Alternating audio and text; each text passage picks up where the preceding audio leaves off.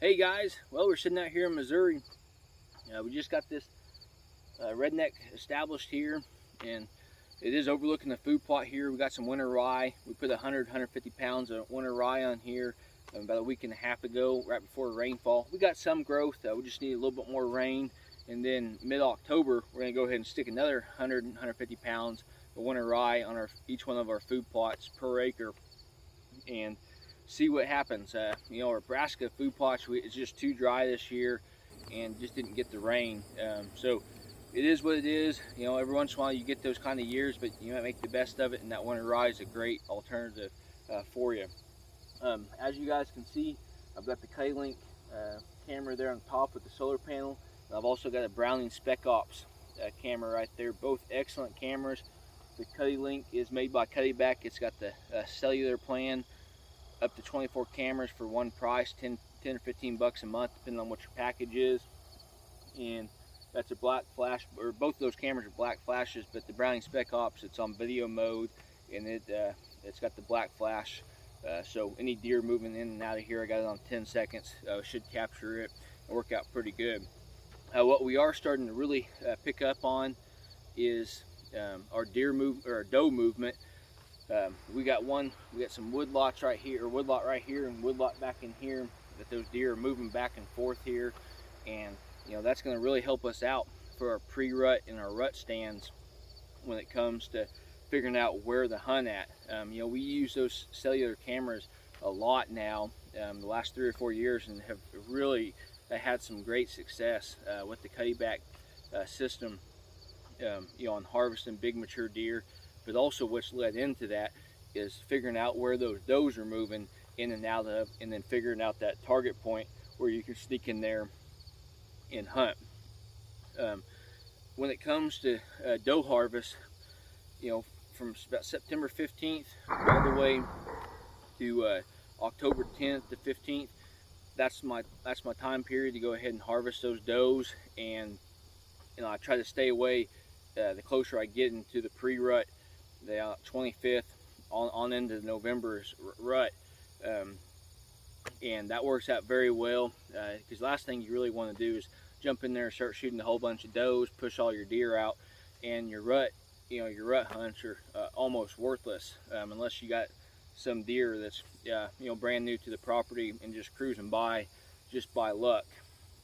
So definitely keep that in mind. You're wanting to keep your hunting properties as pressure free as you possibly can. We're not all 100%. Each property is going to be different, and you're going to run into the scenarios where those deer just suddenly appear and they bust you, or you're walking in, you jump them up, and they're gone. But hopefully that doesn't happen every single time for you. If it does, I'll be looking at your entry and exit routes and determine if there's a better way of getting in and out of there. If there's not, and you're continuously doing it, you may need to definitely check in to figuring out that maybe a different avenue or a different location actually to hunt. As you do hunt, especially your tree stands, if you got mock scrapes, freshen those things up. If you're not seeing a whole lot of activity, I've got vines that I use for the vertical mock scrapes, and there's been a lot of them that deer have just kept them fresh every single year. But on occasion, I've got a few of them that I go ahead and scratch up, put some urine in them, and then within a day or two, I've got some deer right back in there. Based off of curiosity, once they start getting their glands on that vine, it's just a constant repetitive nature for those animals to get in there, and they'll scent check, and that works out as an awesome opportunity not only for a camera location, but also a tree stand location. Try to establish those mock scrapes if you're just now setting those things out where you're going to hunt. You don't want a whole bunch of mock scrapes all over the place, not thinking, or just thinking that you're going to create a line and you're never going to hunt all of them. You're just going to hunt one of them. So try to isolate those mock scrapes in that central location where you feel the best to go ahead and jump in there and harvest your animal. Another item is as we get into October, you're going to start seeing a lot more of your youth season start kicking in.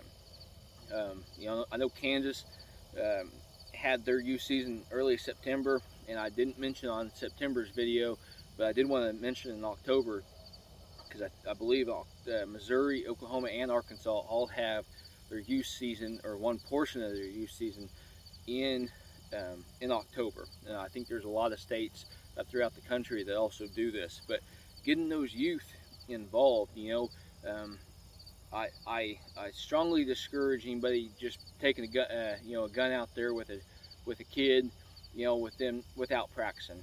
Try to spend that time if you can with a child, whether it's your kid or a neighbor or a nephew or whoever you got, and educate them, because that will help the future of conservation out. We actually had my nephew up here last weekend. We didn't end up getting the harvest, but we got to spend some quality time and a couple of the blinds there. Before we went out, we took the crossbow out and we shot several times. I think I let him shoot 9-10 times. He'd shot a couple of the rifles with me throughout this first of the year, and then that crossbow, he ended up hitting bullseye right out the gate at 30 yards, and I thought, yeah, this kid's gonna outshoot me here before too long. So I felt extremely comfortable with having him up there with that crossbow. It's a 10-point, had the death grip bog from Bog, and that's an awesome product. If you're looking for youth hunters, just a great alternative. If you're gonna sit down on the ground, it can raise and lower, and it holds that weapon right there extremely still for them. And it's the best thing I've come up to use in those kind of scenarios. We are continuously shooting our bows.